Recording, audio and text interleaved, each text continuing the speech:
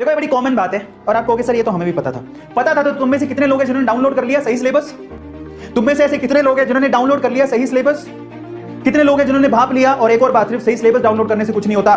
कई बच्चे ऐसे होते हैं, अगर आप टॉपर को देखोगे ना, वो क्या करेगा, पहले तो सही सिलेबस डाउनलोड करेगा, उस सिलेबस के अंदर पहले पिछले सालों के पेपर चेक करेगा कि किसमें से सबसे ज्यादा सवाल पूछे गए हैं। वो उसको पता होता है। जैसे अगर आप कोई बहुत अच्छे से तैयारी कर रहे हैं ना, तो उसको मालूम है कि केमिकल बॉन्डिंग, तुम उसके पास जाओगे ना बुक लेके, आपके पक्का ऐसा कोई ना कोई दोस्त होगा जो बहुत होशियार होगा और उसको पता होगा कि कहां से क्वेश्चन आने वाले हैं।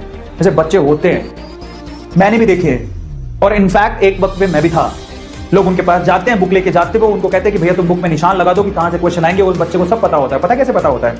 वो क्या करता है, सबसे पहले सिलेबस डाउनलोड करता है। सिलेबस डाउनलोड करने के बाद वो पॉइंट सारे के सारे बुक में से हटा देता है, चैप्टर वाइज देखता है, वो बुक में से हटा देगा जो बुक में एक्स्ट्रा दिए हुए लेकिन सिलेबस में नहीं है, आपके नीट के एग्जाम में नहीं आएंगे, तो डिस्कार्ड करो, उनको पढ़ना ही नहीं है। और उसमें से वो इतना स्मार्ट होता है कि उसको पता होता है कि पिछले 15 सालों में 20 सालों में कौन से ऐसे टॉपिक है जिनमें से सबसे ज्यादा सवाल पूछे गए हैं। तो वो क्या करता है, वो अपनी प्लानिंग इस हिसाब से बनाता है कि मैं सबसे ज्यादा एम्फेसाइज करूंगा उन पॉइंट्स पे, उन टॉपिक्स के ऊपर जो सबसे ज्यादा पूछे गए हैं।